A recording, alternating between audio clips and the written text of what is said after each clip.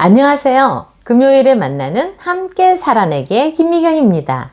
저는 드디어 산에 운동 가서 기다리던 아기 새싹을 오늘 만나고 왔답니다.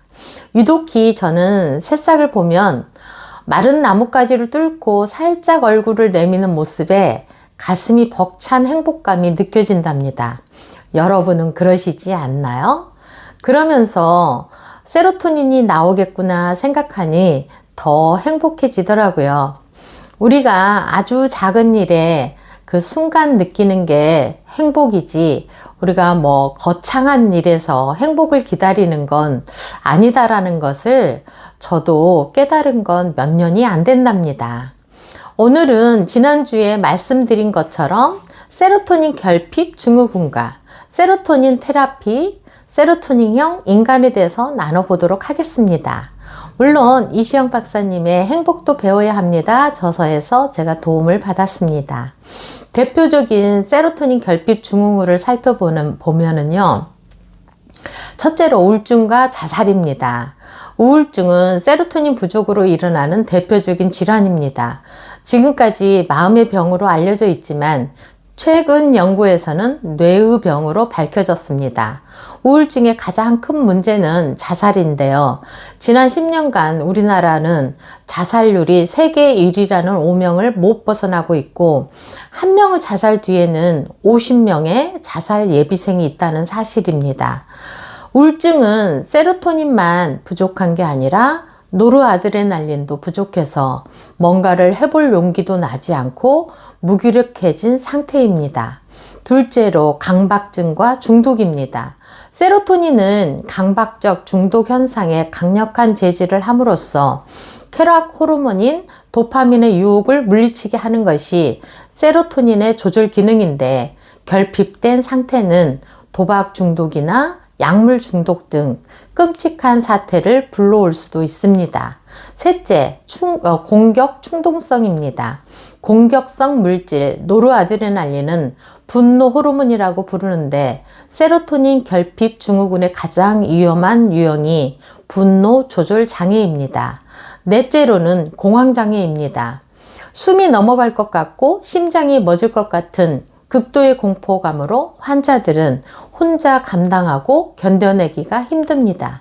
응급실에 실려오지만 과호흡 상태이므로 산소 공급하는 것은 절대로 금물입니다. 예방 및 치료로 세로토닌을 쓰게 되면 효과가 많이 있습니다. 다섯째, 섭식 장애입니다. 먹지 않아서 피골이 상접인데도 더 말라야 한다고 고집을 부려 결국은 응급 환자로 중환자실로 가는 심한 유형까지 치료 재료는 세로토닌입니다. 여섯째, 수면 장애입니다. 수면 호르몬 멜라토닌은 세로토닌을 원료로 하여서 송가체에서 만들어집니다. 세로토닌이 부족하면 당연히 멜라토닌을 적정 수준으로 만들지 못하므로 수면이 부족해집니다. 마법의 호르몬이라고 부르는 성장 호르몬은 밤 10시부터 새벽 2시 사이에 분비되어서 피로 회복과 기억력 증진에 효과적입니다. 일곱째, 만성 피로입니다. 세로토닌이 부족하면 심신에 문제가 생깁니다. 무엇보다 뇌 기능이 제대로 돌아가지 않고 뇌 피로가 오기 때문에 몸 상태도 좋지 않습니다. 도시인의 만성 피로는 몸이 아니라 뇌가 피로해서 생기는 것입니다. 뇌피로 증후군이 오면 즉각 뇌계 시스템에 문제가 생깁니다. 자율신경 사령부, 호르몬 대사계, 면역계, 정신계, 이들은 각자 독립적인 기능을 하면서 동시에 협동하며 연합적인 기능을 합니다. 만성 피로를 부르는 만성 스트레스는 자율신경의 교감신경 우위 상태가 되어서 자율신경 부조증을 부릅니다. 여덟째, 스트레스에 취약해집니다. 스트레스와 세로토닌은 밀접한 상관관계에 있습니다. 스트레스가 가해지면 세로토닌이 약해지고, 세로토닌이 단련이 잘 되어서 세로토닌이 넘쳐나면 웬만한 스트레스는 잘 견뎌냅니다. 아홉째, 심신의 노화 촉진입니다. 세로토닌이 부족하면 스트레스 조절이 제대로 되지 않아 세로토닌 자체의 기능도 약해져서 정신계, 자율신경, 내분비계, 면역계가 약해져 심신의 노화 촉진이 될 수밖에 없습니다. 그러면 이렇게 세로토닌 결핍으로 몸과 마음이 약해진 상태를 세로토닌 테라피를 통해서 치료를 할 수 있는 방법을 알아보도록 하겠습니다.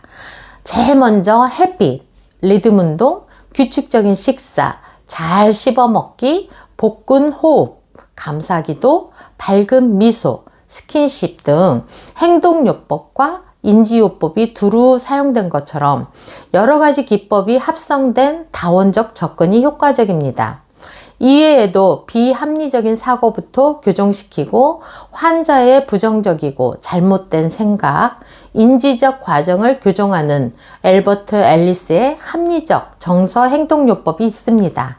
세로토닌 결핍의 대표적인 증상인 강박증에는 역설지향 기법을 사용해 증상을 더 하게끔 해서 증상에 지는 사람이 아니고 증상을 컨트롤할 수 있는 사람이라는 자신감이 생길 수 있게 만듭니다. 합리적 정서 행동요법으로 자신을 객관적으로 볼 수 있게 되면서 의미치료를 하게 되면 의미치료의 궁극적인 목표인 나와 타인 모두의 행복에 이룰 수 있게 되는 지름길을 알게 됩니다.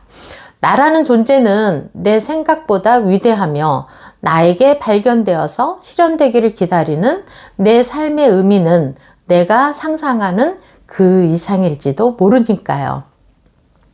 결국 우리가 세로토닌형 인간으로 산다는 것은 상황에 따라서 동과 정, 빠름과 느림, 강약을 조절할 줄 아는 균형 잡힌 삶의 전형입니다. 여럿이 놀 때는 신나게 놀 줄도 알고 웃을 때는 파한대소하며 스포츠에도 열광하고 영화를 보고 눈물을 흘릴 줄도 알며 불의를 보면 진노할 줄도 아는 사람. 그러나 정도를 넘지 않고 절제할 줄 알고 평상심을 찾을 줄 아는 사람입니다. 또한 집중력이 좋고 회복 탄력성이 좋고 자연을 사랑하며 사람 냄새가 나는 인간적인 사람이 세로토닌형 인간입니다. 우리 사회가 세로토닌형 인간이 많을수록 우리 사회는 안정되고 평화로운 사회가 될 수 있습니다.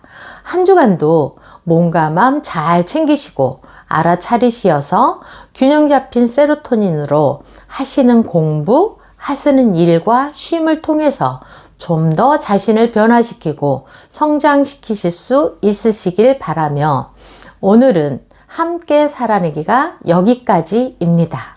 지금까지 시청해 주셔서 감사드리고요. 구독, 좋아요, 알림 눌러주시면 제게 큰 힘이 되겠습니다. 지금까지 함께 살아내기의 김미경이었습니다. 감사합니다.